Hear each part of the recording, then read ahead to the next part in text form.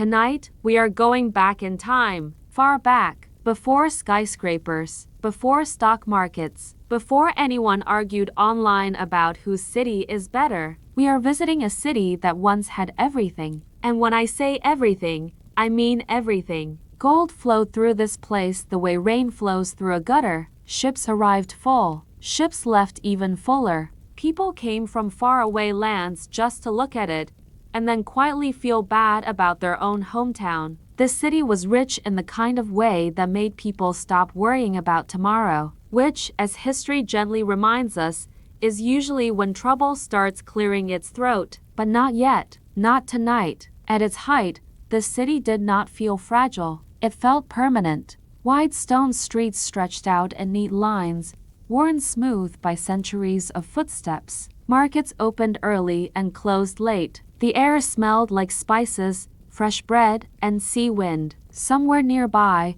water flowed through fountains that never seemed to run dry. Even at night, the city glowed. Oil lamps flickered along walls and doorways. Soft light spilled out of homes where families talked, laughed, and argued about small things like who forgot to lock the door or why dinner was late again. No one was whispering about collapse. No one was packing bags. No one was worried. Why would they be? This was the richest city anyone knew. Merchants counted coins until their fingers hurt. Officials managed storehouses so full they probably stopped checking the back corners. Builders raised monuments not because they had to, but because they could. And when people talked about the future, they talked big. Their children would inherit wealth. Their grandchildren would inherit more. The city would stand forever. Cities like this have a certain feeling to them, a quiet confidence. The kind that says, we figured life out.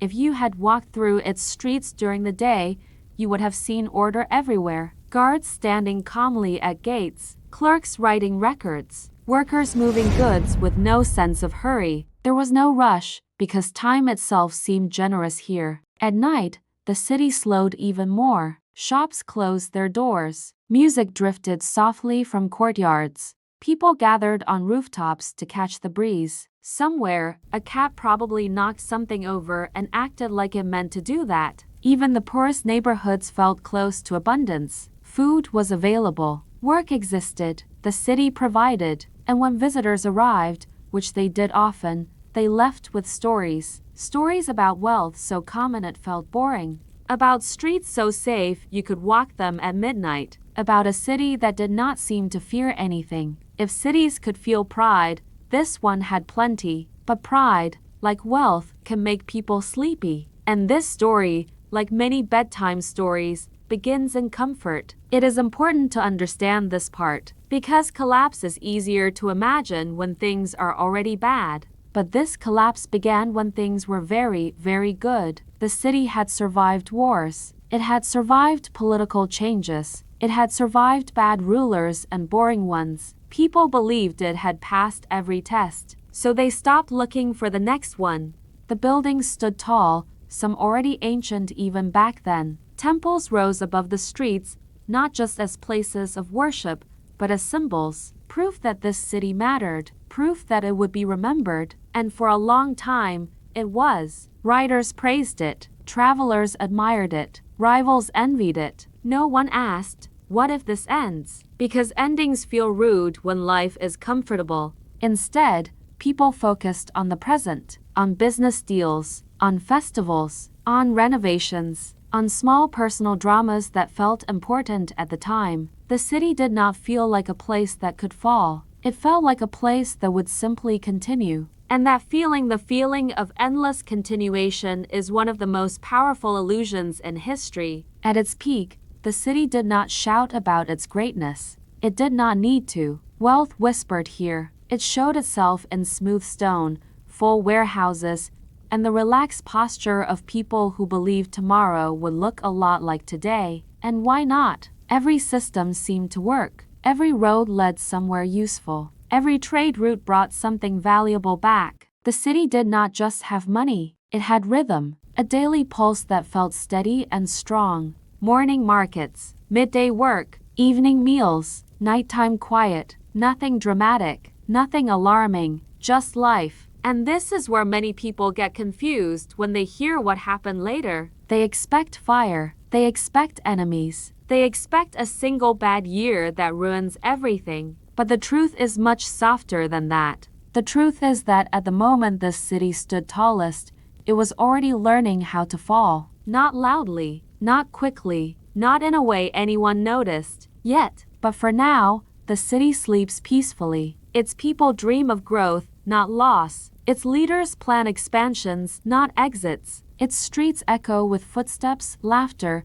and the sound of coins changing hands. The richest city in the ancient world is alive, glowing, and calm, and nothing feels wrong, which is exactly why this story matters. Because collapse does not always arrive like a storm. Sometimes it arrives like a quiet evening that feels just like every other one.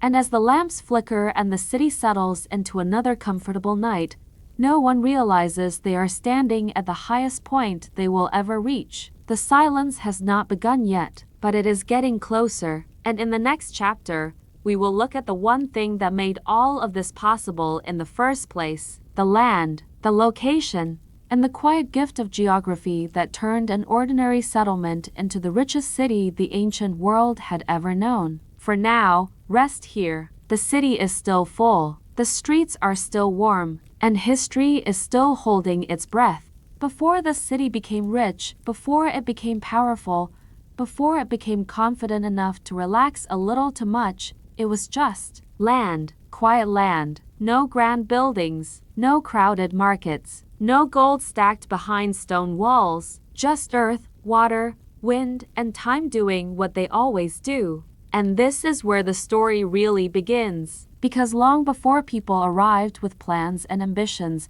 geography had already made a decision. This place was special, not in a dramatic way, not with towering mountains or raging waterfalls. It was special in a calm, practical way, the kind of special that makes life easier. The city sat where routes naturally crossed. Rivers met roads, land met sea. Travelers moving goods did not have to go out of their way to pass through here. They simply ended up here, and that matters more than people like to admit. Merchants prefer easy paths. Armies do too, but merchants stay longer and complain less. This city became a pause point, a resting place, a place where goods changed hands, stories were exchanged, and deals were made over food and tired smiles. Water was close, fresh water, reliable water, the kind that does not disappear when you need it most. Rivers brought trade inland and carried goods back out again. Ships could dock without fighting dangerous tides. Boats could unload without drama. Nature was being very cooperative. The land nearby was fertile. Crops grew well enough that people did not spend every waking hour worrying about food.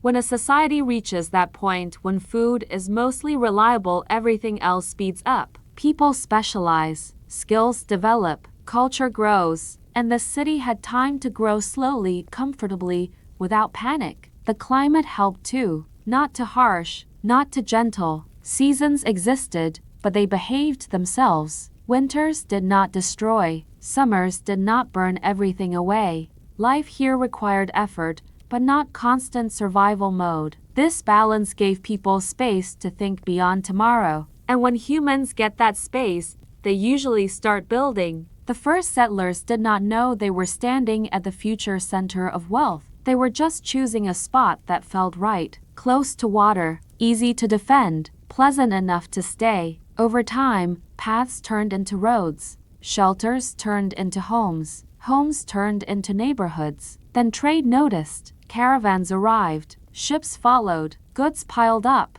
and slowly, almost politely, the city became important. One of the quiet strengths of this place was how well it connected worlds. Goods from distant lands passed through without much effort. Spices, metals, fabrics, ideas, languages mixed, customs blended. The city became a meeting point, not the loud kind, the useful kind. People did not come here for spectacle at first. They came because it made sense, because stopping here saved time, because selling here paid better. And once trade settles into a routine, wealth follows like a loyal shadow. Nature also gave the city protection, but not the obvious kind. No massive walls of stone cliffs, no impossible terrain. Instead, there were subtle advantages, approaches that slowed enemies, routes that could be watched, enough warning to prepare. It was defensible without feeling trapped, comfortable without being careless. At least in the beginning, the city's leaders understood this gift. They invested in roads, ports, storage. They improved what nature had started instead of fighting it. Infrastructure grew in harmony with the land, and that harmony is important. Cities that fight their geography often lose. Cities that work with it tend to last. For a very long time, this one did. The rivers did not just carry water, they carried opportunity. Each boat that arrived brought more than goods. It brought information, news of distant markets, warnings of trouble elsewhere, ideas about better tools, better systems. The city listened, and because it listened, it adapted. Its wealth did not come from conquest alone. It came from connection, from being useful, from being in the right place again and again while the world moved around it. This created a sense of inevitability, as if the city was always meant to be rich. People born here grew up believing this was normal, that abundance was part of the landscape, like the river or the hills, something you notice but don't question. And when wealth feels natural, it feels permanent. The land kept giving, the water kept flowing, the roots stayed busy. Generation after generation, the city prospered. And here is the quiet danger of good geography. It teaches patience. When problems arise, people assume the land will carry them through. That trade will return. That balance will restore itself. After all, it always has. This belief settles deep, deeper than laws, deeper than policies. It becomes instinct. But geography does not promise eternity. It only offers opportunity. And opportunity, once taken for granted, begins to fade without asking permission. Still, at this point in the story, no one is worried. The rivers are full. The roads are busy. The climate behaves. Nature, for now, is still on the city's side. The land that made the city rich continues to do its quiet work day after day, without drama or warning signs. And that is exactly why no one notices the smallest changes when they begin. Because when the foundation has always been strong, people stop checking it. In the next chapter, we will leave the land behind and step into the city itself. We will walk its streets during an ordinary day, among ordinary people, living inside extraordinary wealth. Not during a crisis, not during decline, but during a normal day, when the city felt alive, secure, and absolutely certain that tomorrow would arrive just like today. For now, let the rivers flow. Let the roads stay busy. Let the land keep its promise a little longer. The city is still rising, and it has no idea how much it depends on the quiet kindness of the ground beneath its feet. To understand a city, you don't watch it during a parade. You watch it on a normal day. No banners, no speeches, no big moments meant for history books. Just people waking up, doing their jobs, and thinking about dinner. In the richest ancient city in the world, the day begins quietly. The sun rises slowly, not in a hurry. Light creeps over rooftops and into courtyards. Somewhere, a door opens. Somewhere else, someone wishes they could sleep just a little longer. Bakers are already awake.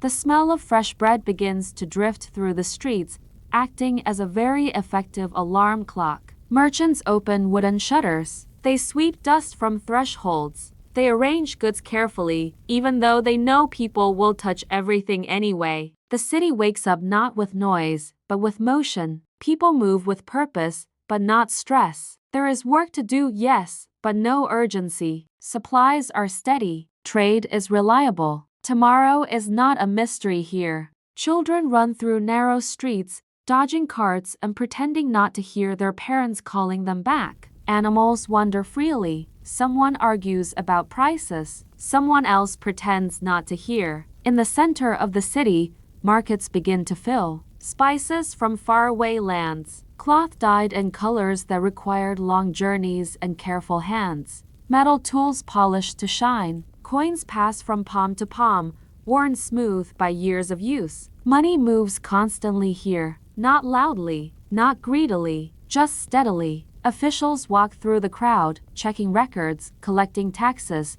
making notes. They are not feared. They are not loved either. They are simply part of the rhythm. Public buildings open their doors. Courts, offices, storehouses, everything runs on schedules that have existed longer than most people can remember. There is comfort in that. As the sun climbs higher, the city becomes warmer, slower. People seek shade. Conversations grow longer. Business pauses for food and rest. Meals are simple but plentiful. Bread, fruit, vegetables, sometimes meat. Nothing extravagant for most people, but enough. Always enough. In wealthier homes, meals stretch on. Cushions, low tables, wine watered just right. Guests arrive. Stories are shared. Deals are discussed casually, as if money were just another topic, not the center of everything. Because here, money is everywhere. It doesn't need attention.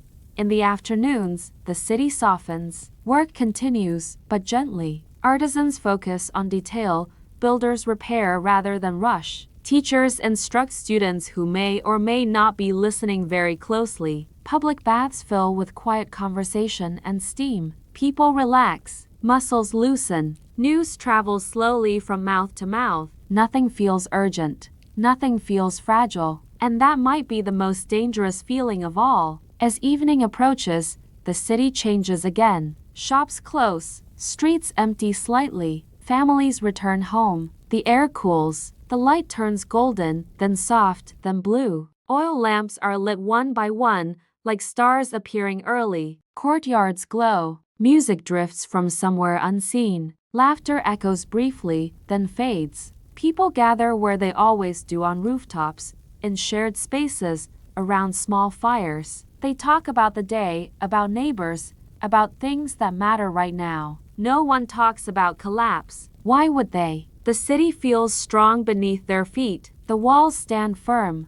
The warehouses are full. The roads are busy. This is not a place that feels temporary. Even the poorest residents feel connected to something larger. The city provides work, safety, and identity. You belong here, and belonging feels solid. Night settles in fully now. Guards take their posts. Gates are watched but not feared. Danger feels theoretical, like something that happens to other places. In homes, people prepare for sleep. Mats are laid out. Lamps are dimmed. Conversations soften. Somewhere, someone snores early and loudly, and no one is surprised. Above it all, the city breathes. A slow, steady breath made of footsteps, whispers, distant water, and the occasional sound of something breaking and someone pretending it didn't. This is what prosperity looks like when it becomes routine, not excitement or celebration, just normal life. And that is why this moment matters so much. Because collapse does not begin when people panic. It begins when they are comfortable enough to stop imagining change. On this ordinary day,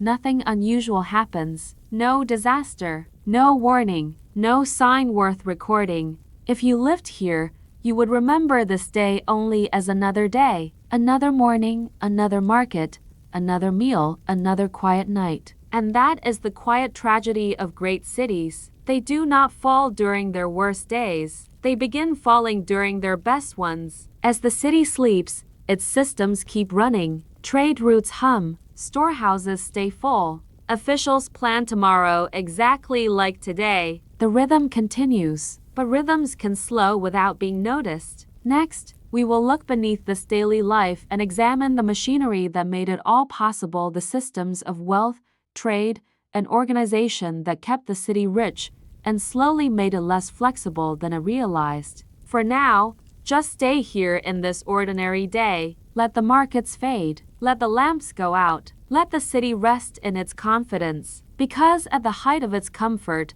this city feels eternal. And history has learned that eternal is a word humans use right before things change. Thanks for watching, and don't forget to subscribe for the next part of our story. Wealth does not appear by accident. Even in the richest ancient city in the world, gold did not simply fall from the sky. It moved. It was counted, stored, redirected. Behind the calm streets and quiet nights, there was a system at work, a very good one. Think of the city like a giant machine, not a loud machine, but a smooth one, the kind that hums quietly in the background while everyone forgets it exists. Trade was the engine. Goods arrived from distant places by ship, by cart, by foot. Some were rare, some were ordinary. All of them passed through careful hands. Ports were organized, ships docked in order, cargo was recorded, taxes were collected with calm efficiency. Nothing flashy, just steady, reliable flow. Merchants knew the rules. They knew the FEs. They knew where to go and who to speak to. That kind of clarity attracts business. People prefer systems that do not surprise them, and this city rarely did. Warehouses stood near ports and roads, thick-walled and cool inside. Grain, metals, cloth, and tools were stored carefully. Inventories were checked. Loss was minimized. This city did not just earn wealth, it protected it. Currency mattered too. Coins were trusted. Their value was stable enough that people accepted them without hesitation. This allowed trade to move faster, smoother, with less argument. Less arguing means more deals. The city also understood something important. Wealth grows when movement is easy. Roads were maintained. Bridges were repaired. Ports were dredged. These were not glamorous projects, but they kept everything running. When a road breaks, trade slows. When trade slows, wealth gets nervous. This city did not let that happen. Taxes existed, of course. No city that rich forgets taxes. But they were predictable, collected regularly, used visibly. People complain less when they see where their money goes. And in this city, money went into walls, roads, guards, and storage, into things that made life feel safer. The government did not feel distant. It felt present, practical, and mostly boring. And boring, in this case, was very good. The system was layered. Merchants answered to officials. Officials answered to administrators. Administrators answered to rulers who, at least for a long time, understood the value of stability over spectacle. There were rules for trade, rules for property, rules for inheritance. Rules reduce chaos, and chaos is bad for business. This machine ran day and night. When one part slowed, another compensated. When one trade route weakened, another grew stronger. For centuries, the system adjusted, which created another illusion. People began to believe the machine could fix anything. Bad harvest, trade will cover it. Political change, taxes will stabilize it. Population growth, infrastructure will expand. And for a long time, they were right. The city grew not just rich but complex. Specialized jobs emerged. Entire professions existed only because wealth allowed them to. Accountants, inspectors, clerks, scribes, people whose work was to manage other people's work. That is a sign of advanced prosperity. But complexity comes with a cost. The more parts a machine has, the more ways it can fail. Still, at this point, the system felt flawless. Wealth flowed in predictable patterns. Surpluses grew. Emergency reserves existed. Leaders felt prepared. Preparedness breeds confidence. Confidence breeds stillness. The city also invested heavily in display, monuments, public spaces, grand buildings, not out of vanity alone, but as proof of success. These structures reassured the population. They told a story without words. We are strong. We are rich. We are here to stay. And people believed it. They walked past stone and marble every day. They saw wealth turned into something solid, something permanent. It is hard to imagine collapse when your surroundings look like they will outlive you. But here is the quiet problem with machines that run too well. People stop listening to them. Small changes in trade volumes, minor delays, slight increases in cost. These things happened, but they were absorbed. The machine smoothed them out. And when problems disappear quietly, people assume they are gone forever. The system was excellent at managing wealth, It was less skilled at imagining its absence. No one practiced what to do if the flow stopped. Why would they? The rivers were full, the roads were busy, the ports were active. The machine had never truly rested, so no one asked what would happen if it did. As generations passed, fewer people remembered the city before it was rich. Wealth became the default state, and default states are rarely questioned. By the time anyone noticed that the machine required constant care, it had already become too large to adjust easily, like an old structure that looks solid but creaks quietly in the wind. For now, though, everything works. Coins still clink, ships still arrive, officials still write their reports. The machinery of endless wealth hums on. But in the next chapter, we will look at something less tangible, less mechanical, something that cannot be repaired with money or planning. We will look at belief, at the quiet confidence that settles into a city that has never known true loss. Because when people believe nothing can go wrong, they stop preparing for when it does. For now, let the machine run. Let it hum softly through the night. It has not broken yet, and no one is listening closely enough to hear the sound of strain.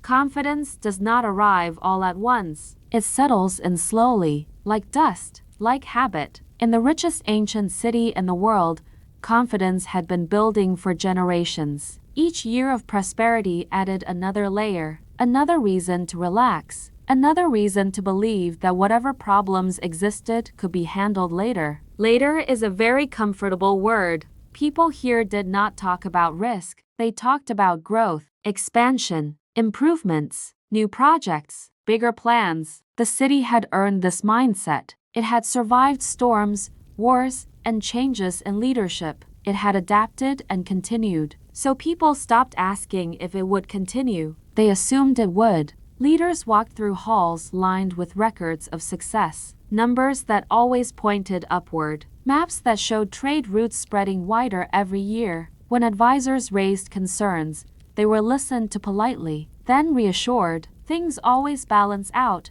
and for a long time, they did. Confidence shaped policy. Instead of preparing for shortages, leaders planned festivals. Instead of strengthening reserves, they invested in display, not recklessly, just comfortably. When everything works, caution feels unnecessary. Citizens felt it too. They trusted the city the way people trust the ground beneath their feet. It had always held them. Why would it stop now? People saved less. They planned less. They assumed opportunity would always be available tomorrow. And opportunity, for now, agreed. The city's wealth created distance from hardship. Problems existed, but they were far away. Famines happened elsewhere. Conflicts happened beyond the roads. Decline was something other cities dealt with. This city dealt with success. The phrase invincible was rarely spoken, but it lived quietly in the minds of its people. It showed up in small ways, in the way walls were maintained just enough, in the way trade routes were assumed to be permanent, in the way warnings were received with calm smiles. Why worry when the city had proof on its side? Every generation grew up hearing the same stories, how the city had overcome challenges, how it had always found a way. Stories of survival turned into stories of destiny, and destiny feels safe. But destiny also makes people passive. When you believe something is meant to last, you stop protecting it as carefully. Maintenance becomes routine. Oversight becomes tradition. Innovation slows. Not because people are lazy, because they are comfortable. The city did not ignore problems. It simply reclassified them as minor. Small trade delays were blamed on weather. Rising costs were called temporary. Population changes were dismissed as cycles. Everything had an explanation, and explanations are very soothing. Even nature's warnings felt distant. A poor harvest here, a flood there, but nothing catastrophic, nothing immediate. The city's response was always the same. We have reserves, and they did. Wealth made time feel slow. Urgency faded. Decisions stretched across years instead of days. People trusted systems more than observation, and systems, once built, resist change. There is a particular calm that comes from believing you are safe. It lowers voices. It slows footsteps. It makes tomorrow feel guaranteed. In this city, that calm was everywhere. It settled over markets, over councils, over homes, and at night, as lamps flickered and doors closed, the city slept without fear. No one lay awake wondering if this was the end. That kind of worry belonged to poorer places. Invincibility, like wealth, is easier to believe when life is comfortable, but invincibility is not a real condition. It is a feeling, and feelings do not stop rivers from changing, climates from shifting, or systems from wearing down. The city's confidence also shaped how it treated dissent. Those who questioned the future were not punished. They were simply ignored. Their concerns did not match the evidence everyone could see. Full storehouses, busy ports, stable streets. Facts seem to win every argument, but facts describe the present. They do not predict the future, and the future rarely asks permission before arriving. Still, the city moves forward, certain of itself. Plans grow larger, commitments increase, flexibility decreases. Like a person who has never fallen, the city does not practice how to stand back up. Its leaders believe they are managing abundance, not risk. They optimize instead of prepare. They assume tomorrow will resemble today closely enough to adjust when needed. That assumption becomes policy, and policy becomes habit. Habit is hard to break. As years pass, the idea of decline feels almost insulting. Why would such a city fall? It is rich, it is organized, it is experienced, it has history on its side, but history is not loyal. It does not reward past success with future security. It simply records what happens next. And what happens next does not begin with invasion or disaster. It begins with small changes that no one takes seriously. In the next chapter, we will start to notice those changes. Not dramatic ones, not obvious ones, just little shifts, slight delays, minor adjustments, the kind of changes that feel normal, the kind that do not trigger alarm, the kind that quietly test the confidence of an invincible city. For now, let the city rest in its belief. Let it enjoy the calm. Because nothing is more peaceful than a place that has no idea it is approaching its highest point. And nothing is more fragile than confidence that has never been questioned. Change rarely knocks on the door. It usually just walks in quietly and sits down. In the richest ancient city in the world, the first signs of trouble did not arrive with alarms or speeches. They arrived as small inconveniences, the kind people notice then forget. A merchant waits a little longer for a shipment. A road repair takes a bit more time than expected. A familiar trading partner sends fewer goods this season. Nothing dramatic. People shrug. These things happen, and they do. The city had seen delays before. It had seen disruptions. It had always adjusted, so when small changes appeared, they blended into the background. Trade routes shifted slightly, not enough to panic, just enough to cause mild annoyance. Ships arrived, but not as full. Caravans still came, but with fewer wagons. Officials noticed the numbers. They wrote notes. They compared records. The differences were small, too small to matter. Taxes still came in. Storehouses were still full. Markets were still busy. From the outside, the city looked the same. Inside, the machine compensated. Reserves were used to cover gaps. Alternative routes were activated. Schedules were adjusted. The system did exactly what it was built to do, which made the changes even easier to ignore. People adapted without realizing they were adapting. Merchants adjusted prices slightly. Workers took on extra shifts. Administrators delayed maintenance by a season. Nothing broke. And when nothing breaks, people relax. Even nature's signals arrived softly. Rain patterns shifted a little. Not enough to cause drought, just enough to change planting schedules. Farmers adapted. Crops still grew. Rivers behaved differently during certain months. Water levels fluctuated, but boats still moved. Goods still flowed. Life continued. And so did the belief that everything was fine. In wealthy cities, small problems are often hidden by money. Solutions are purchased quickly. Effects are delayed. The city paid for fixes instead of asking why fixes were needed, and that worked. For a while, Some people noticed patterns. They noticed that adjustments were becoming more frequent, that reserves were being used more often, that explanations were starting to sound familiar.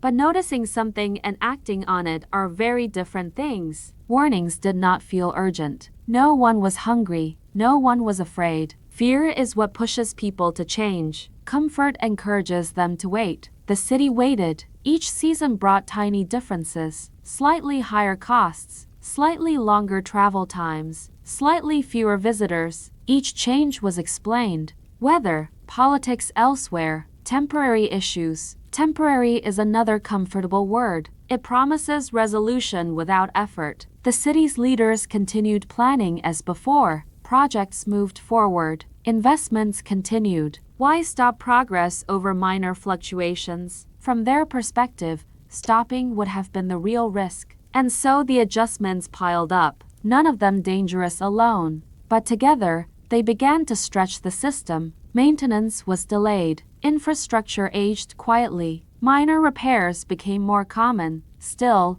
nothing collapsed, which reinforced the idea that the city was strong enough to absorb anything. People learned to live with inconvenience. Markets opened a little later. Supplies arrived a little slower. Prices edged upward. These things became normal. Normal is powerful. Once something is normal, it stops feeling like a problem. The city's confidence remained intact because life remained comfortable, and comfort is convincing. At night, the streets were still lit, homes were still warm, food was still shared. No one lost sleep over small delays, except maybe merchants, and merchants always worry. The system still worked, it just worked harder, like a body compensating for strain without showing pain. But bodies can only compensate for so long. The city's machine, once smooth and effortless, now required constant attention, constant adjustment, constant explanation, and explanations became routine. Routine explanations are dangerous. They teach people not to listen closely. The city had become very good at managing symptoms. It had not begun to address causes. But causes are uncomfortable. They require change. They require admitting that something fundamental might be shifting. And that kind of thinking does not fit well in a city built on confidence. So the changes continued quietly. One more adjustment, one more delay, one more explanation, none of them memorable enough to record. And that is the quiet truth of decline. It does not announce itself. It blends in. In the next chapter, we will look at something the city could not control with money or planning. Nature, not as an enemy, but as a partner slowly stepping back. Because when the environment changes its rules, even the richest cities must listen. And this city had grown used to not listening very closely. For now, the streets remain busy. The markets remain open. The lamps still glow at night. Everything looks normal. And that is exactly why no one notices how much has already changed.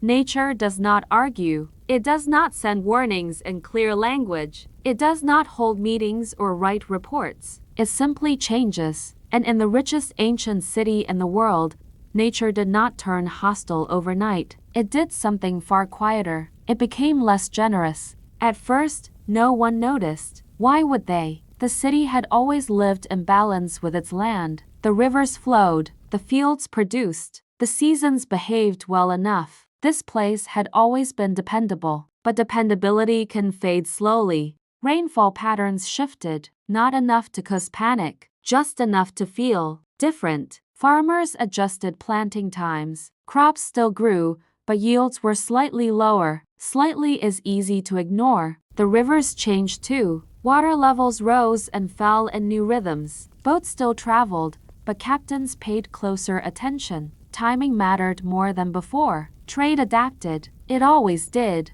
The land was still productive. It simply required more effort, more planning, more labor, more explanation. The city responded calmly. Officials adjusted schedules. Farmers experimented with new methods. Engineers modified canals and drainage systems. Money helped. Expertise helped. The city believed it was managing nature, not reacting to it. But nature was not asking to be managed. It was changing the terms. Soil quality declined in some areas. Years of intense farming had taken their toll. Fields that once produced easily now needed care. Rotation. Rest. Rest is hard when demand never stops. The city's population was large. It needed constant supply. Trade covered shortages, but trade itself depended on stable conditions elsewhere. Nature was not only changing locally, it was shifting across regions. Droughts appeared in distant lands. Floods disrupted familiar routes. Places that once sent reliable goods now struggled themselves. The city noticed delays, more delays, and again, explanations filled the gap. These cycles come and go,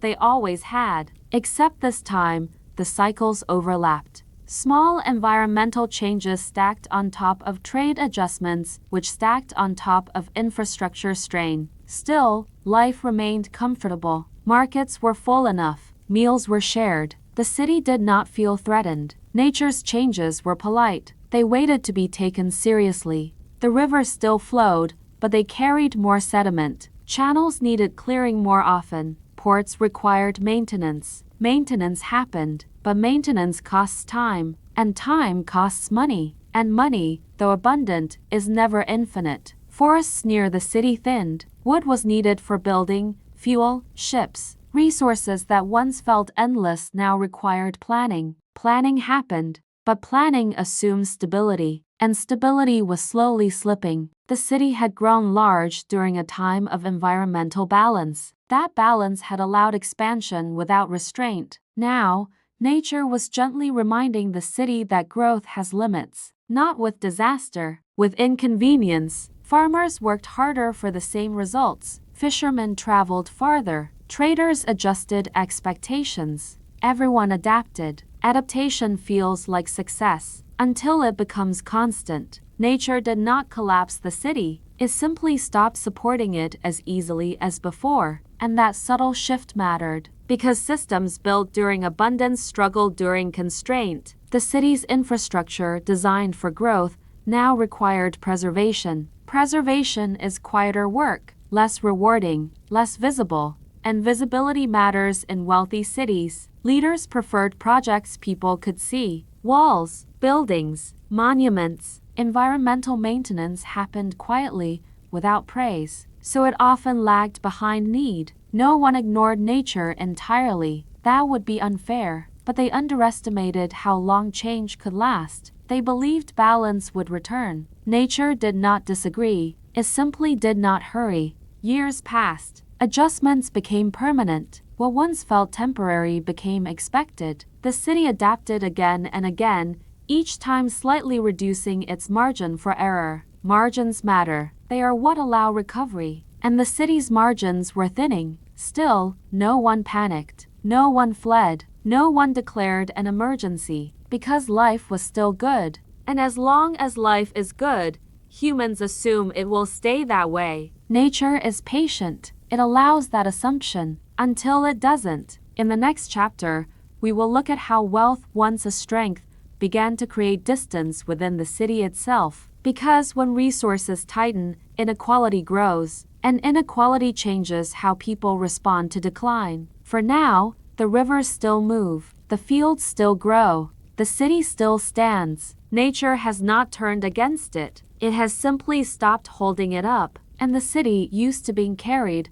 has not yet learned how to walk without that support.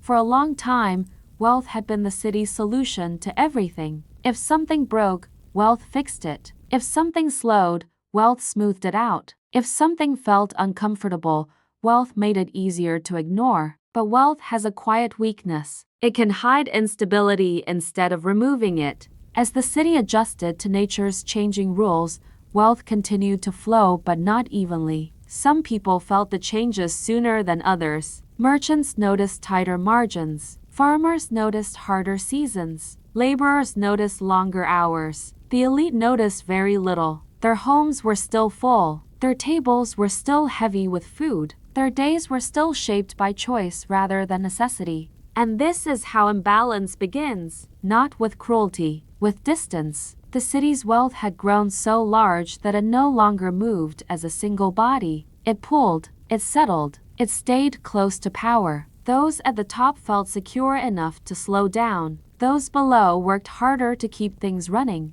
No one called this a crisis. It was simply the way things were becoming. Infrastructure still existed, but it aged quietly. Repairs were delayed. Maintenance was postponed, not because of lack of money, but because priorities shifted. Why fix what still stands? Why reinforce what has never failed? That logic makes sense until it doesn't. The city had grown during a time of expansion. Its systems were built to grow, not to shrink or adjust downward. When growth slowed, the systems stayed large. Large systems require constant energy that was becoming more expensive. Taxes increased slightly. Fees appeared where none existed before. These changes were framed as minor adjustments, and for the wealthy, they were. For everyone else, they added weight. The city still looked rich. That mattered. Markets remained colorful. Buildings remained impressive. Public ceremonies continued. Appearance reassured people. But stability is not about appearance. It is about resilience. And resilience requires flexibility. The city had become stiff. Wealth, once fluid,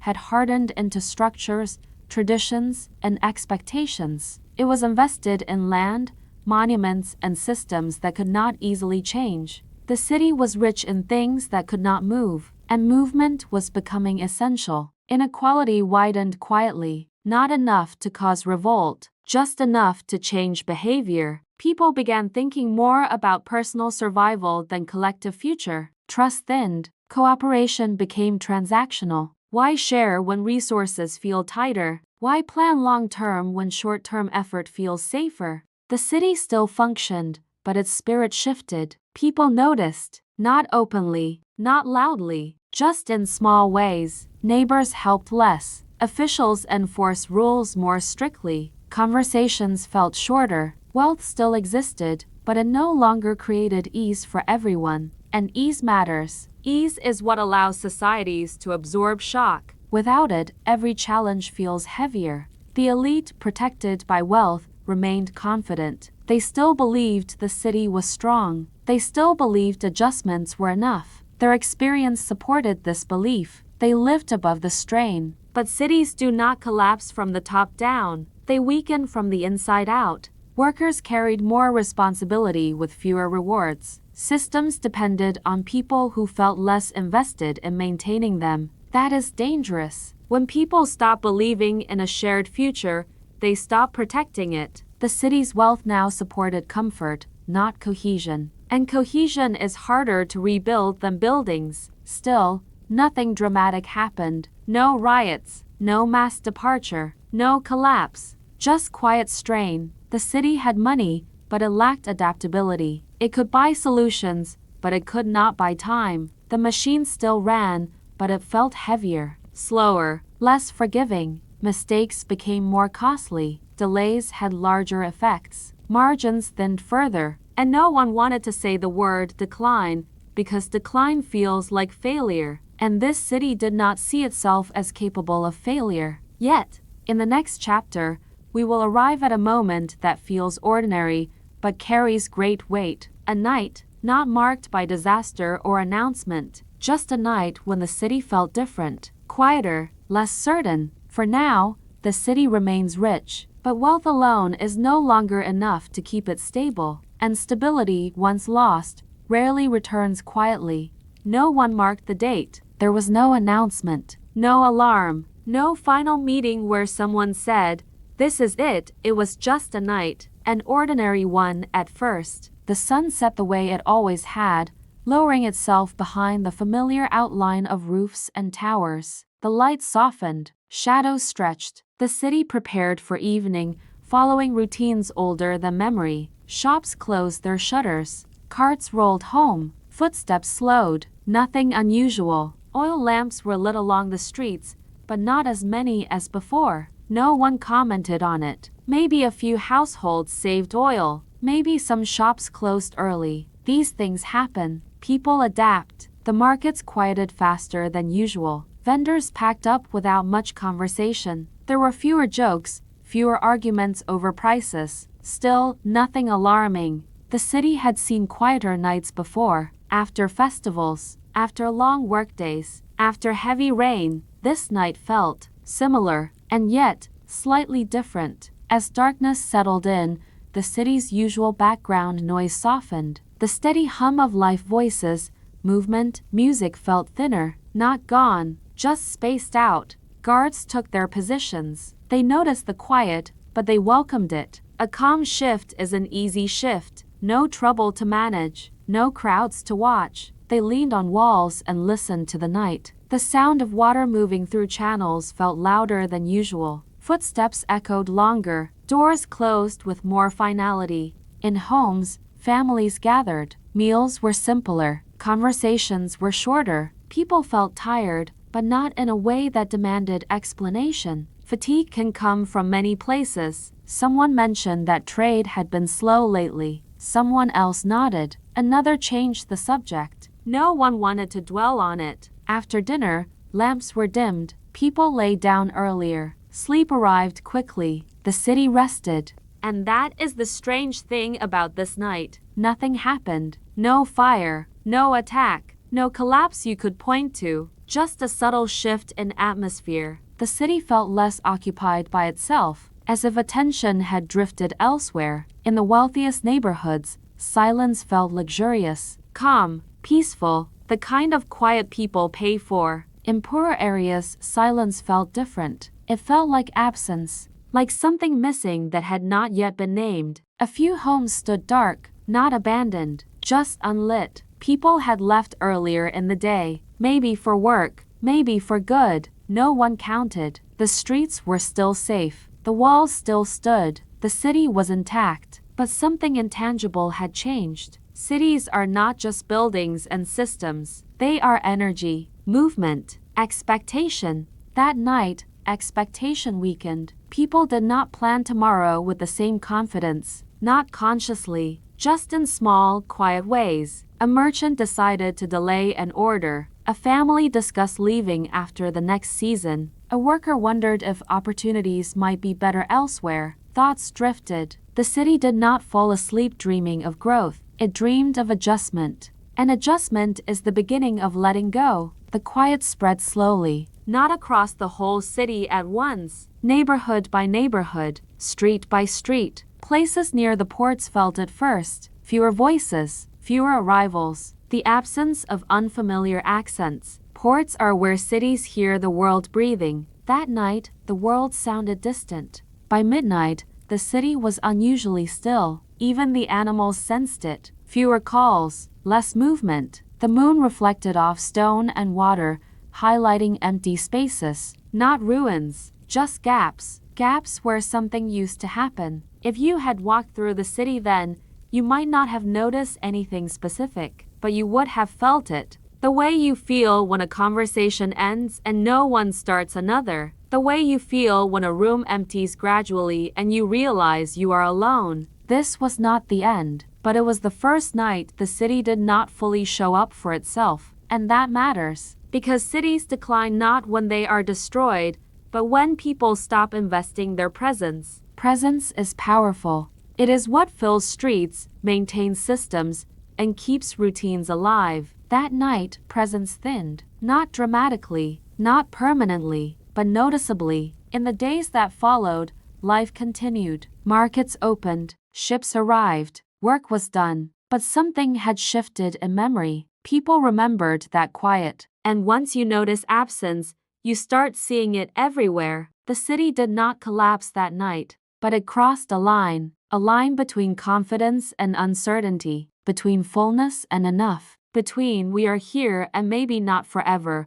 No one wrote this down. No historian circled the date. No monument marks the moment. But historians would later look back and see it. The night when nothing happened. The night when the richest ancient city in the world felt empty. In the next chapter, we will see how that feeling became reality. How trade slowed not as a crisis, but as a choice. How the world quietly stopped coming. And how a city can remain standing long after its importance has moved on. For now, let the night settle. The lamps are dim. The streets are still. The city sleeps lightly. and for the first time in its long, wealthy life, it does not dream of being full again.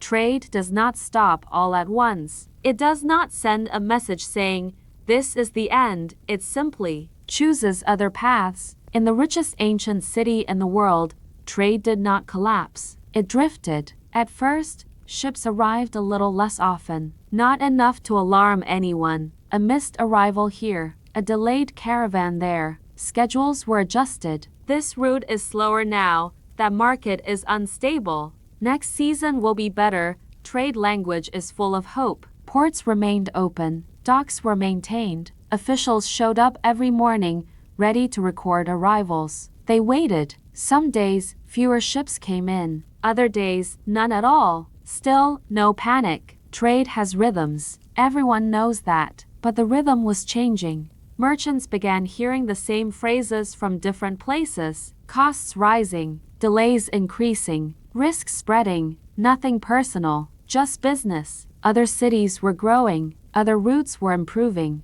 New hubs offered fewer fees, easier access, better timing. Trade goes where effort is lowest. And slowly, that place was no longer here. The city had not failed. It had simply become less convenient. That is a hard thing to compete with. Warehouses that once turned over goods constantly now held inventory longer. Storage rooms stayed full, but untouched. Full does not mean active. Merchants began to travel more often, chasing opportunity instead of waiting for it to arrive. Some stayed away longer. Some did not return. Their homes remained. Their shops stayed closed. At first, this felt temporary. Everyone assumed they would be back. Ports are social places. Sailors talk. Dock workers share news. That news changed. Fewer unfamiliar faces. Fewer new accents. Fewer stories from distant lands. The city stopped learning about the world in real time. It fell slightly out of sync. Trade routes do not just move goods. They move relevance. And relevance is fragile.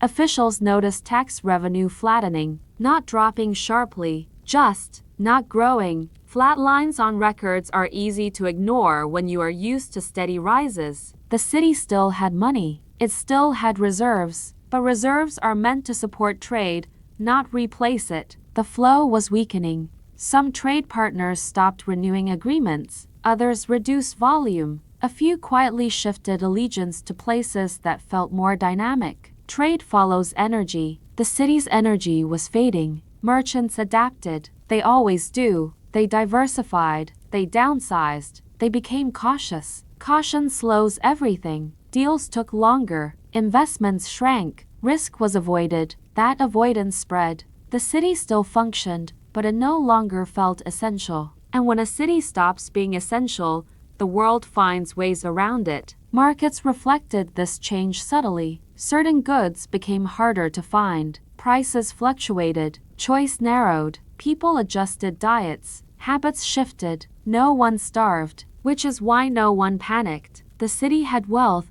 but it no longer had momentum. Momentum is what carries systems forward when effort increases. Without it, everything feels heavier. Ports grew quieter, not abandoned, just underused. Dock workers waited longer between jobs. Ships that did arrive stayed briefly. They unloaded and left without lingering. The city used to invite pause. Now it encouraged passing through. Officials tried to stimulate trade.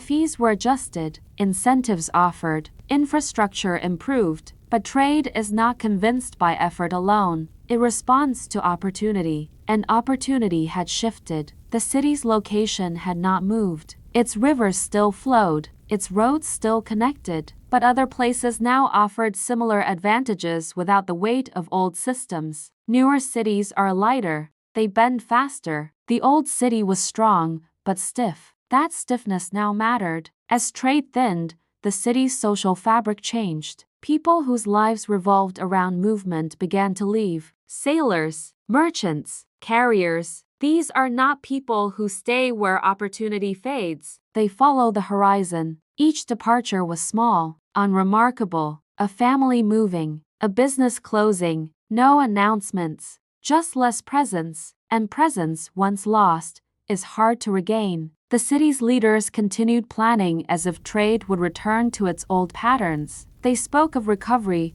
not transition, because transition suggests change, and change threatens identity. This city was a trade city. Without trade, what was it? No one wanted to answer that yet. The world did not turn away from the city out of hostility. It simply found easier paths, and ease always wins. By the time the city fully realized trade was not coming back in the same way, habits had changed elsewhere, roots had settled, partnerships had formed, the world had moved on quietly, and the city was still standing in the same place, waiting. In the next chapter, we will see what happens when people begin leaving without fear or urgency. When abandonment feels practical, not desperate. When a city empties not because it is destroyed, but because it is no longer needed. For now, the ports remain open. The roads remain clear. The city remains rich in memory, but the world is no longer knocking at its gates. And the silence that began at night now stretches into the day.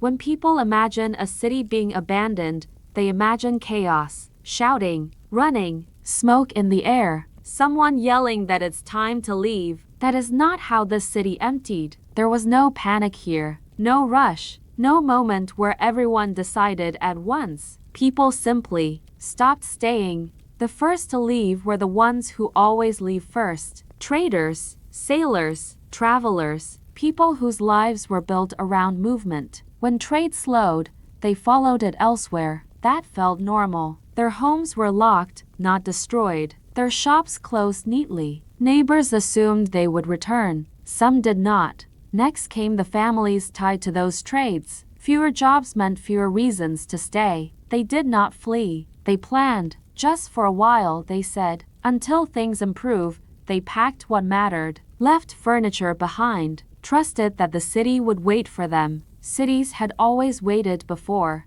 Officials noticed population changes in records, not in streets. Numbers shifted slowly, too slowly to trigger concern. Besides, the city was still large, still active, still functional. Who worries when a giant loses a few steps? Homes began to empty one by one, not entire neighborhoods, just gaps. A dark doorway here, a silent courtyard there. The city did not look abandoned. It looked spaced out. Markets adapted, fewer stalls, shorter hours, less variety, but still open. Life continued. Public services remained. Guards still patrolled. Clerks still worked. Temples still opened their doors. Faith did not leave quickly. Faith rarely does. The city had reserves. It had systems. It had history. People believed these things mattered more than numbers. And they do, for a while. But cities depend on people more than structures. And people were quietly choosing other futures. There was no shame in leaving. No sense of failure. Leaving felt practical, sensible, even boring.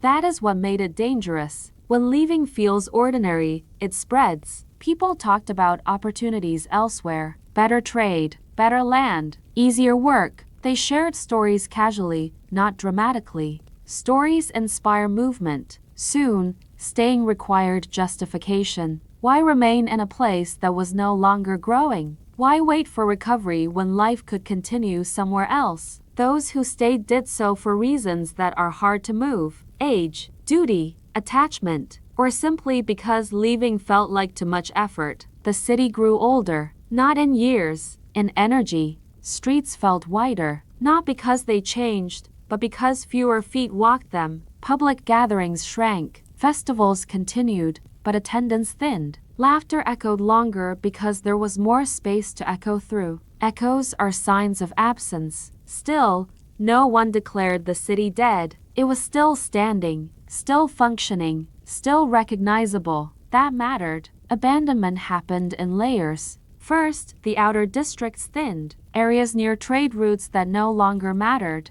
Then neighborhoods tied to specific industries. The core remained active. For a time, the city's leaders encouraged people to stay. Incentives were offered, taxes adjusted, promises made. But promises only work when the future feels real. For many, the future had already moved. Maintenance became harder, fewer workers, less motivation. Repairs took longer. Some buildings fell into disuse, not collapse, just neglect. Neglect is quiet. It does not announce itself. Nature crept in gently. Weeds through stone, dust in unused rooms, animals finding shelter where people once lived. The city was not being destroyed. It was being returned. Some people stayed because they loved the city deeply. They remembered what it was. They believed in what it could be again. Hope lingered. Hope is stubborn, but hope without momentum fades. Over time, services consolidated. Some districts lost protection. Others lost utilities. Life centered around fewer areas. The city contracted, not violently, logically, and logic does not feel dramatic.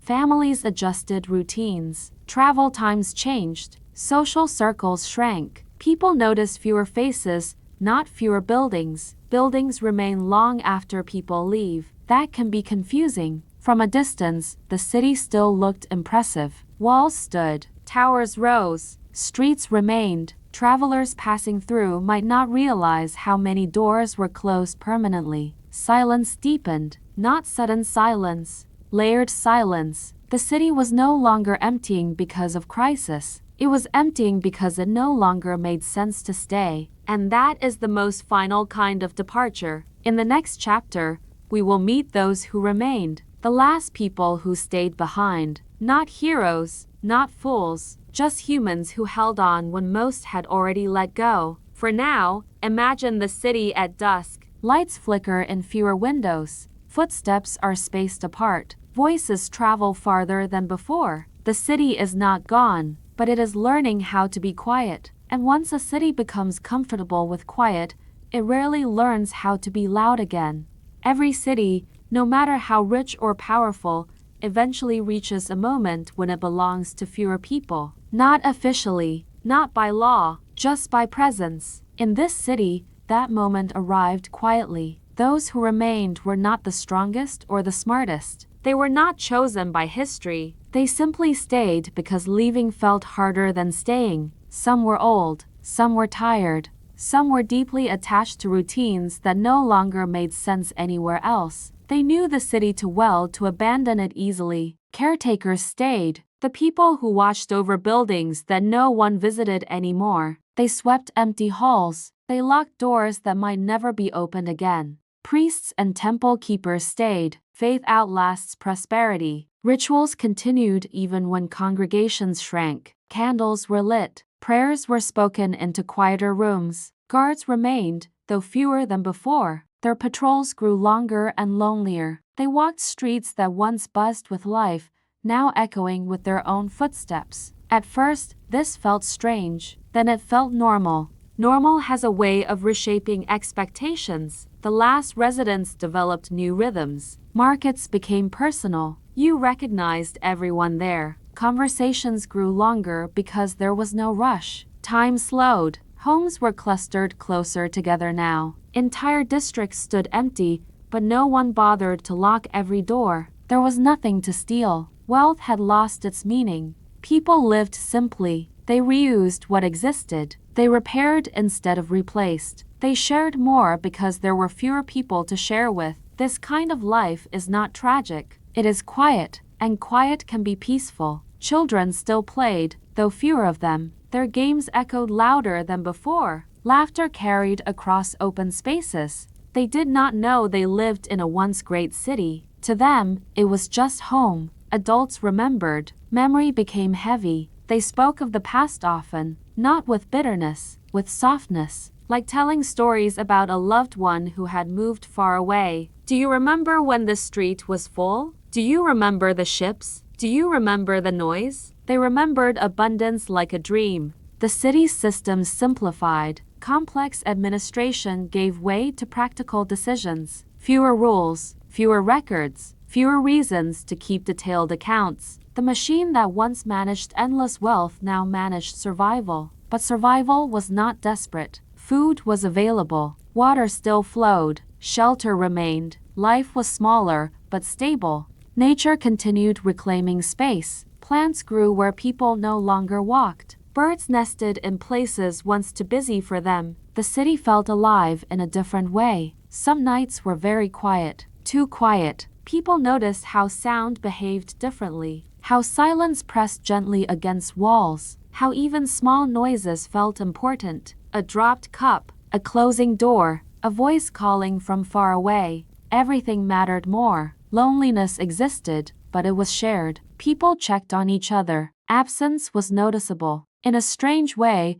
the city felt more human than it had in centuries. Without wealth, without pressure, without ambition, life returned to something simpler. But simplicity cannot sustain large places. Eventually, even the remaining systems became too much to maintain. Temples closed except for special days. Roads were left to wear naturally. Sections of the city became unreachable, not by danger, but by neglect. And still, people stayed. Why? Because leaving meant admitting that the city's story was over. And endings are hard. For some, staying was an act of loyalty. For others, it was habit. For a few, it was hope that someone, someday, would come back. Occasionally, travelers passed through. They saw ruins mixed with life, empty spaces alongside inhabited homes. They asked questions. What happened here? The answers were vague. It used to be bigger. It used to matter more. It changed. Change is a soft word for loss. The last people who stayed did not see themselves as witnesses to collapse. They saw themselves as caretakers of memory. They kept the city alive by remembering it. But memory cannot hold walls together forever. As years passed, even these final residents grew fewer. Age took its course. Children left when they grew older. Opportunities pulled them away gently. The city did not resist. It let go, one home at a time, one routine at a time, one voice at a time. Eventually, there were days when no one walked certain streets at all. Not because they were forbidden, because there was no reason to go there. And when there is no reason to go somewhere, places begin to fade from human reality. In the next chapter, we will see how this fading nearly erased the city from history itself, how records vanished, how memory thinned, how one of the richest cities the ancient world had ever known almost slipped out of the human story entirely. For now, imagine the city at dawn. Mist hangs low, birds move freely, a few doors open, a few people begin their day. The city is no longer rich, but it is still breathing, and for those who remain, that is enough. History is not careful. It does not protect everything. It does not save places just because they were important ones. History remembers what is repeated, and this city stopped being repeated. As people left, records thinned. Officials stopped writing detailed reports. Trade logs ended. Census numbers were no longer updated. Not because anyone wanted to erase the city. There was just less to write about. Libraries closed sections. Scrolls were moved, reused, or forgotten. Some were taken away by travelers. Others were lost to time, dust, and accidents. Paper is fragile. Memory even more so. The city's name appeared less often in correspondence. Fewer letters mentioned it. Fewer maps highlighted it. Cartographers simplify when relevance fades. Maps are practical documents, not sentimental ones. When routes changed, maps followed. The city shrank on parchment before it shrank in stone. Travelers began describing it differently, not as a destination, but as a curiosity. A place you pass through. A place that used to be something. Language shifted. It was once rich. It was once powerful. It used to matter. Past tense is a warning sign. Stories became inconsistent. Without active trade or political power, there was no standard version of the city's importance. Each traveler remembered it differently. Some exaggerated its former wealth. Others minimized it. Some confused it with other places entirely. Confusion is the first step toward forgetting. Generations grew up elsewhere having never heard its name. Children learned history from what still shaped their lives, not what had quietly stepped aside. The city no longer shaped anything. That made it optional. And optional things disappear. Archaeological silence began long before archaeologists existed. Layers of dust settled without being disturbed. Buildings aged without repair. When people stop touching things, time takes over. Occasional disasters helped. Floods erased markings. Fires destroyed remaining records. Earthquakes shifted structures. Not dramatic enough to be remembered widely, just enough to erase detail. The city became a rumor. Travelers debated whether it had ever been as rich as legends claimed. Without clear evidence, exaggeration sounded like myth. And myths are easy to dismiss. Some scholars argued about its location. Others questioned its influence. A few doubted its existence altogether. This happens more often than we like to admit. Great places can vanish not because they were small, but because they stopped being connected. Connection keeps memory alive. Disconnected places fade. Even local memory weakened. The last residents passed away. Their stories went with them. New generations did not inherit first-hand experience. They inherited ruins. Ruins do not explain themselves. Without guides, ruins are just stones. Nature accelerated the process. Plants broke walls. Soil covered floors. Animals nested in forgotten spaces. The city blended into the landscape. Blending is dangerous for memory. Eventually, travelers passed nearby without realizing what lay beneath their feet. They walked over history without knowing it. Maps omitted the city entirely. At that point, it was effectively gone, not destroyed, not buried deliberately, forgotten. The richest city in the ancient world reduced to absence in human awareness. And this forgetting lasted a long time. Centuries in some cases. Long enough for the world to reorganize without it. Long enough for new centers to rise and fall. Long enough for people to assume that whatever wealth once existed there could not have been that important. Because if it were, surely it would still be remembered. That is the logic history often uses. It is flawed. Eventually, hints survived. Fragments of writing. Strange ruins. Odd references that did not fully make sense. Curiosity returned slowly. Someone noticed stonework that seemed too advanced for the area. Someone found artifacts that suggested trade on a massive scale. Questions emerged. What was here? Who lived here? How big was this place really? Rediscovery does not happen in a single moment. It happens through disagreement. Scholars argued. Evidence accumulated. Patterns formed. The city re-entered history not as a living place, but as a problem to solve. Its former glory had to be reconstructed from fragments. That reconstruction would never be complete, because forgetting leaves gaps, and gaps invite imagination. In the next chapter, we will explore what modern discovery revealed about this city, what we learned from its silence, and what its quiet collapse teaches us about wealth, power, and the fragile illusion of permanence. For now, imagine a traveler standing on uneven ground. They do not know what lies beneath. They feel nothing unusual. They move on. History watches silently and says nothing. When the city was finally rediscovered, it did not announce itself. There was no grand reveal, no moment where the ground split open and history stood up. There were just stones, broken walls, uneven streets, foundations where buildings once stood. At first, no one was impressed. Ruins are common. Every ancient place has them. What made this city different took time to understand. Archaeologists noticed scale, streets that were too wide, foundations that suggested massive structures, storage areas that hinted at wealth far beyond local needs. This was not a small city that had a brief moment of success. This was something big. The silence had hidden that. Layer by layer, evidence emerged. Imported materials, foreign coins, objects from far away. The city had been connected to everything, and then it hadn't. That contrast mattered. The collapse did not show signs of violence. No burn layers, no mass graves, no sudden destruction. That puzzled researchers. Where was the disaster? There wasn't one. The city had simply been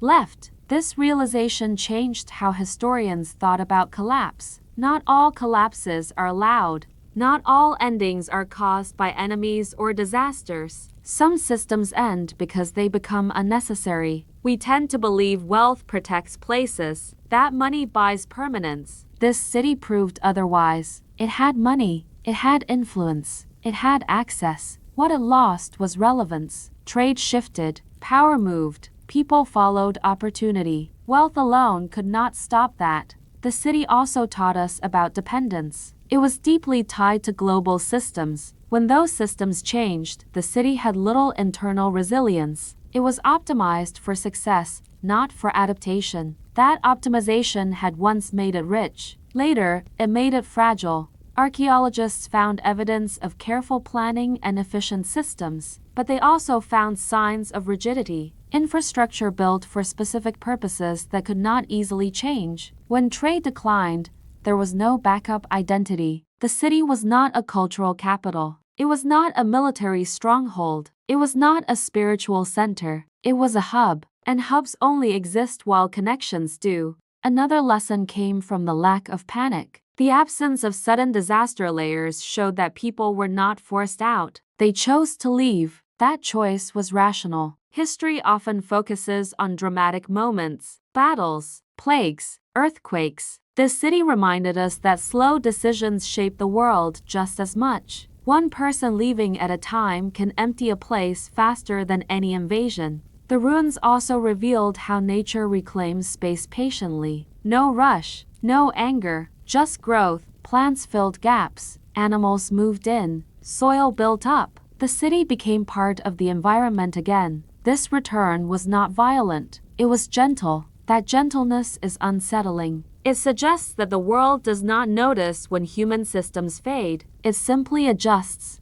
Modern observers cannot help but see parallels. Cities today depend on trade, networks, relevance. When those shift, places change. Not overnight, quietly. The silence of this ancient city feels familiar. That is why its story resonates. It is not a warning about disaster. It is a reminder about balance, about diversification, about adaptability, about not assuming that success today guarantees survival tomorrow. The city did not fail morally. It did not make a single fatal mistake. It followed incentives. It thrived. It specialized. And when conditions changed, it could not pivot fast enough. That happens. We like villains in history, someone to blame. This story offers none. Only systems doing what systems do. The final lesson came from what survived. Not the wealth, not the power, the quiet. The city's silence speaks louder than its riches ever did. It tells us that greatness is temporary. That permanence is an illusion we tell ourselves to sleep at night.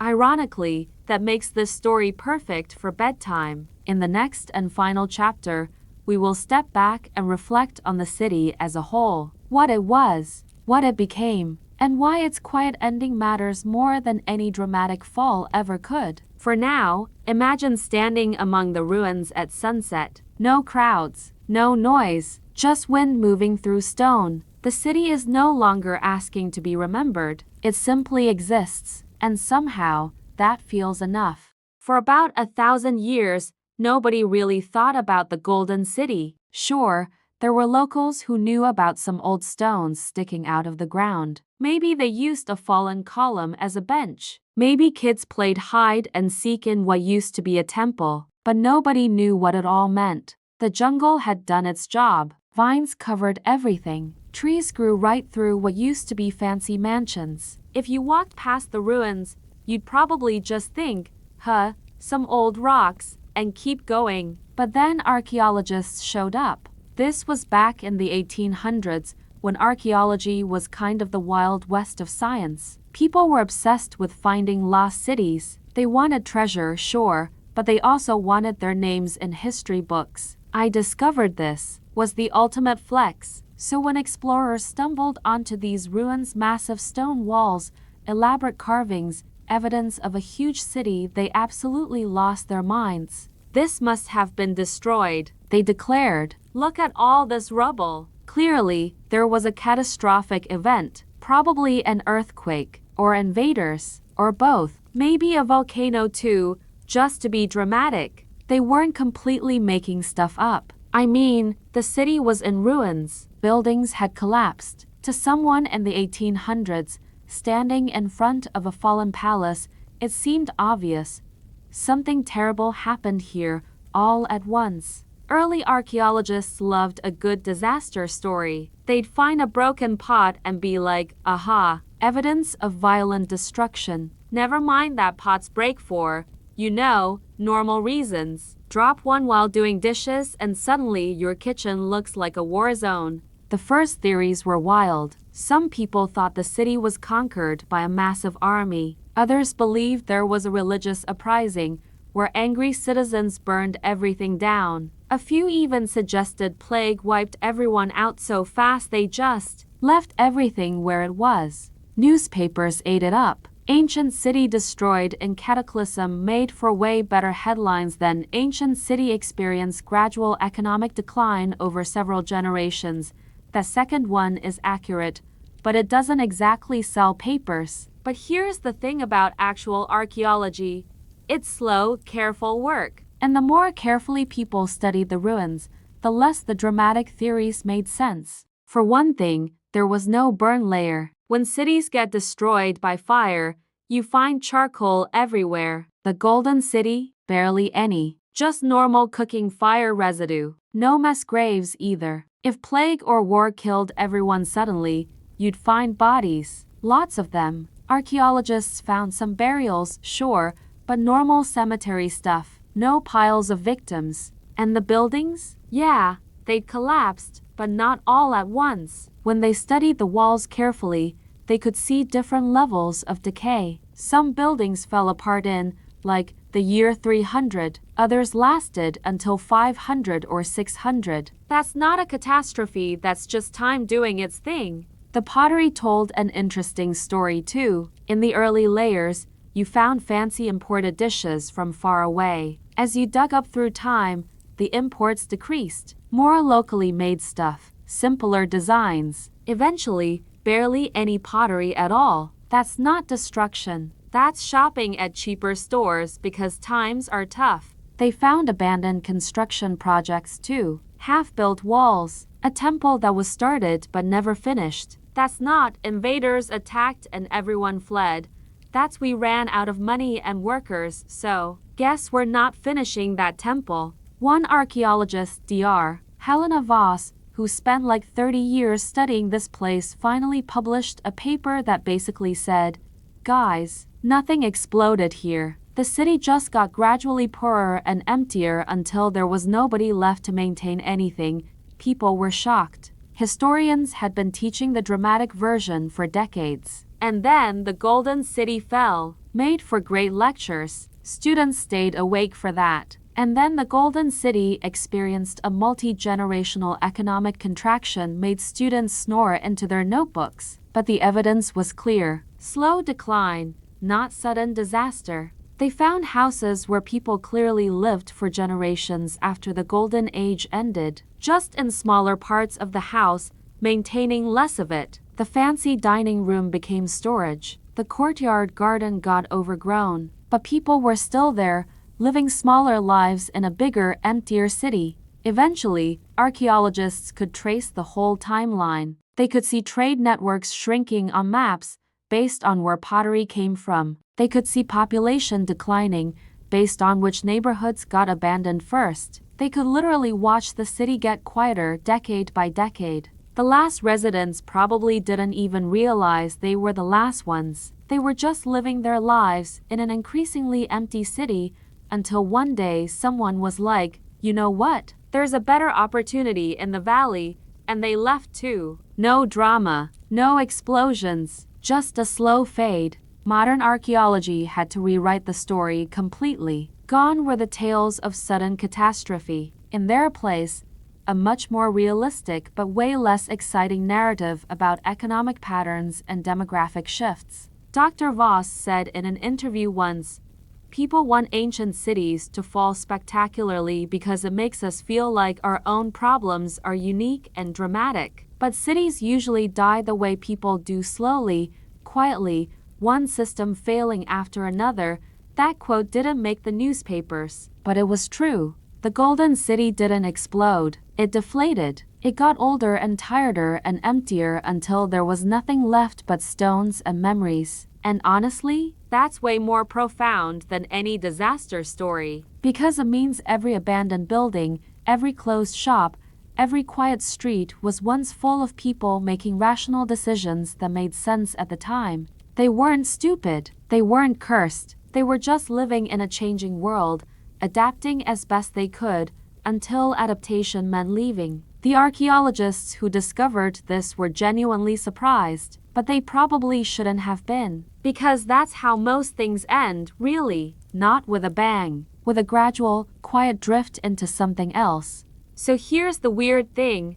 The Golden City isn't special. I mean, it is special, beautiful ruins, fascinating history, all that. But the way it fell, that pattern shows up everywhere. Like, everywhere.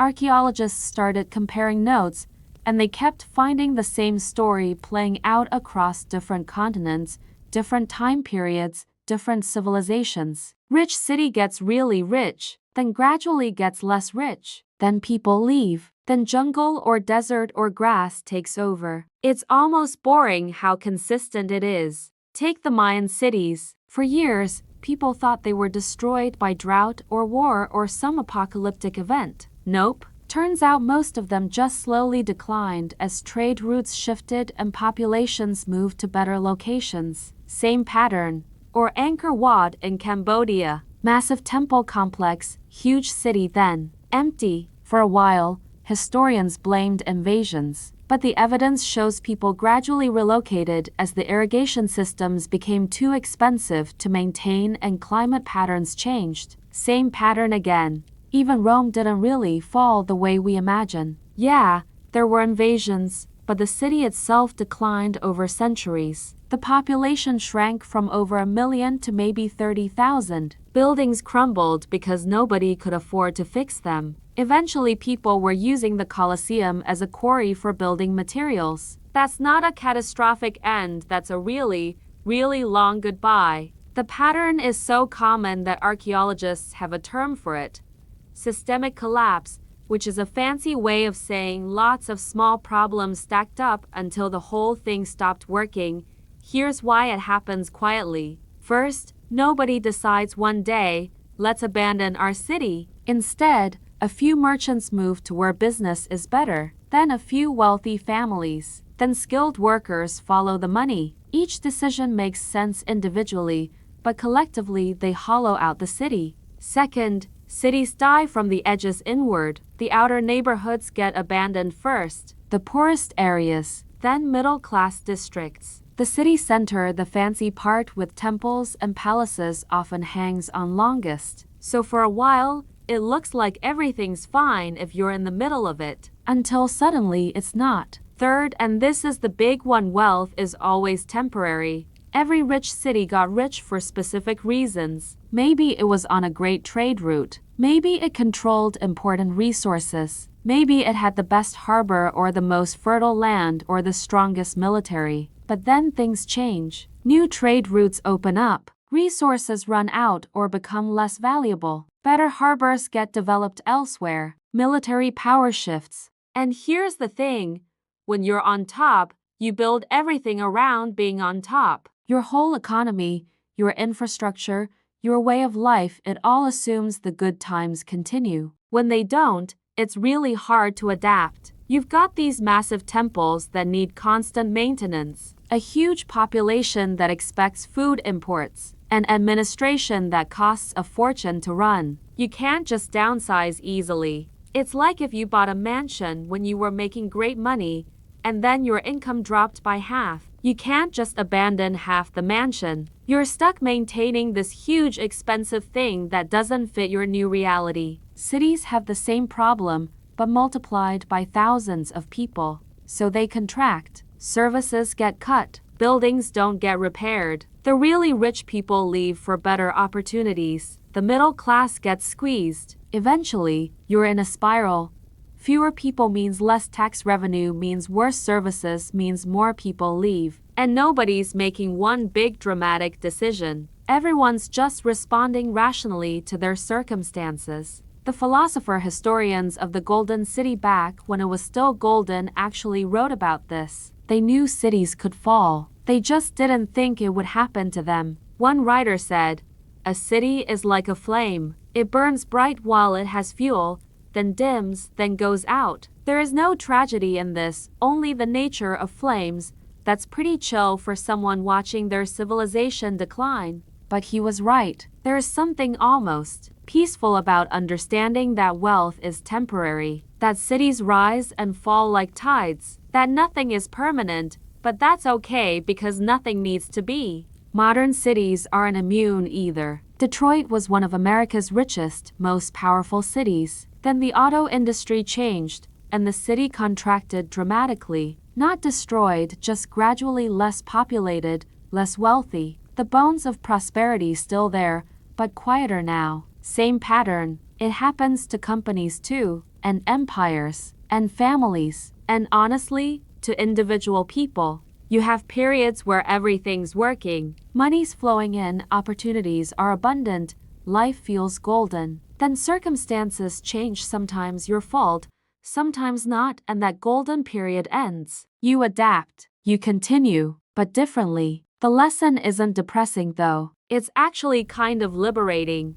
If every rich city eventually gets less rich, then maybe we can stop clinging so desperately to staying on top. Maybe we can plan for change instead of pretending it won't come. Maybe we can build things that can adapt and scale down gracefully instead of things that only work at peak prosperity. The Golden City couldn't do that. It was built for being golden. When it stopped being golden, it didn't know how to be anything else. But we can learn from that. Collapse doesn't have to be explosion. It can be erosion, gradual, survivable, even dignified. The richest cities fall quietly because wealth was never going to last forever anyway. And the people living through the decline aren't experiencing catastrophe, they're just experiencing change. Hard change, maybe. Disappointing change. But change they navigate one day at a time. Just like people always have. Just like people always will. There's something almost comforting in that pattern, honestly. It means even when things are changing in ways we don't like,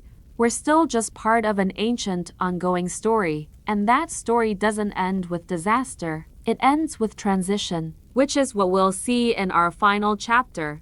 Close your eyes for a second. Well, maybe keep them open to read this, but then close them. Picture the Golden City now. Not as it was, but as it is. The sun rises over the ruins the same way it always has. Same angle, same warm light spreading across stone. But now there's no one rushing to open their shops. No merchants arguing over prices. No kids running late to apprenticeships. Just light, just stone, just stillness. The Grand Avenue, the one where parades used to march and merchants used to shout, is quiet now. Grass grows between the paving stones. Actually, grass has completely covered most of the paving stones. If you walked down it, you'd barely know it was a street. Just a slightly flatter part of the landscape where trees haven't grown quite as thick. The fountain in the central square is dry, has been for centuries, but birds still visit it, perching on the edge where people used to sit and gossip.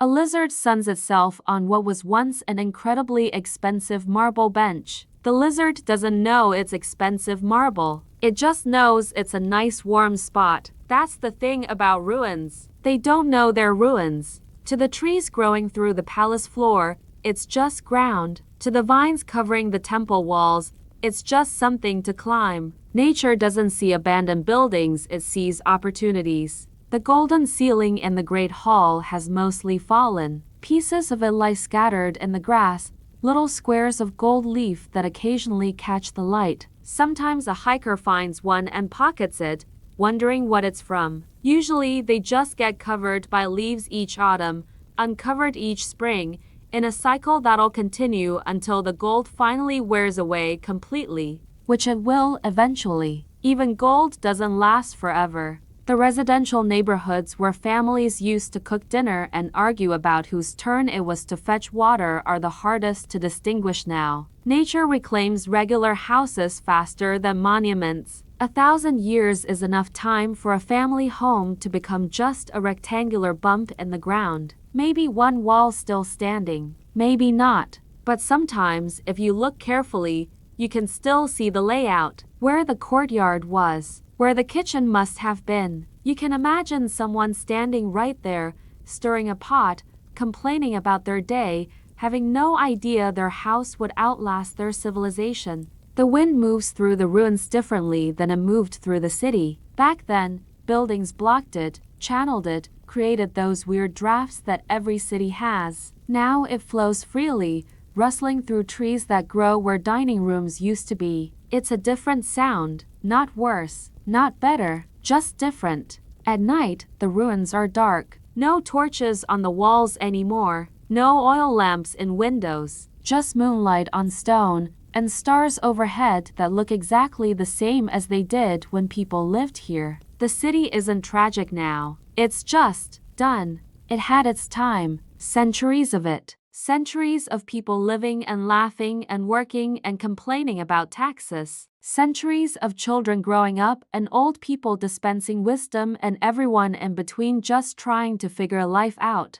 And then, gradually, that time ended. The city didn't fight it. Cities can't fight. They just are, until they aren't. Now it rests. The stone that was once carefully cut and placed and mortared together is slowly coming apart. Freeze-thaw cycles do their work. Roots wedge into cracks. Rain dissolves the surfaces, grain by grain, molecule by molecule. In another 1,000 years, there'll be even less. In 10,000 years, maybe nothing recognizable at all. Just unusual concentrations of certain minerals in the soil that'll confuse future geologists. And that's okay. Everything gets to rest eventually. The people who lived in the Golden City all those generations, they're at rest too. Their worries about money and status and whether they'd be remembered, all resolved, one way or another. They lived their lives, and those lives mattered while they were happening, and now they're part of the quiet past.